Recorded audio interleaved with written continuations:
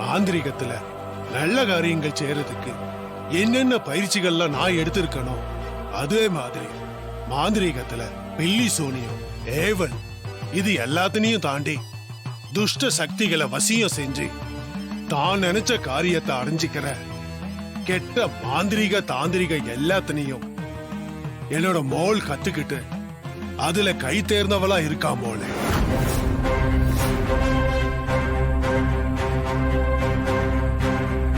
அதனாலதான் அவளோட சக்தியால என்னதான ஒரு ஈயாயி மாத்தி ஒரு சக்தி வலயத்துக்குள்ள சிக்க வச்சிட்டு என்னோட உருவத்துல அண்ணு அவ உங்க வீட்டுக்கு வந்திருக்கா.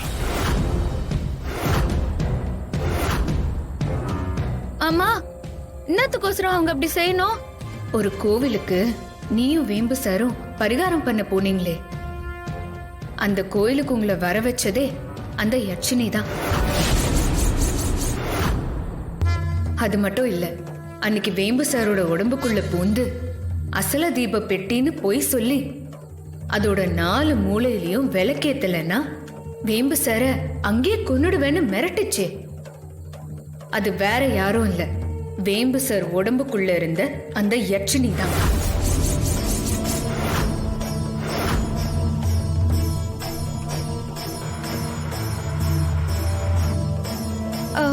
அப்போ அந்த யட்சினி பெட்டிக்குள்ளார இருந்த அகோர அதிபதிய வெளிய கொண்டு வந்துச்சா? அதனால தாடிக்காரனுக்கு ஏதாவது ஆபத்து இருக்குதா? அதே போல ரொம்ப பெரிய ஆபத்து தானே இருக்கு.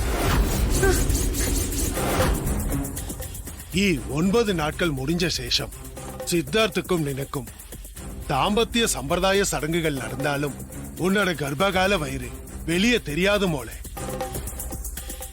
அதனால நீண்ட வயிற்றுல இருக்கிற தசாவதானி குழந்தைக்கும் ரொம்ப பெரிய ஆபத்து வரும்.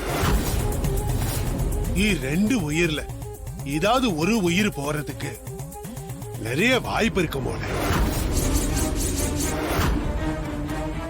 அதுவே 9 நாளுக்கு முன்னாடி, அதுவும் குறிப்பா ராட்சசன் பெட்டிக்குள்ள இருந்து வெளியே வந்த இன்னு ராத்திரி நீயும் சித்தார்த்த தம்பியும் சம்பிரதாய சடங்குகள் ஆரம்பிச்சிட்டீங்கன்னா விடியும் போது உன்னோட கர்ப்பகால வயிறு வெளியே தெரிய ஆரம்பிச்சிடும்.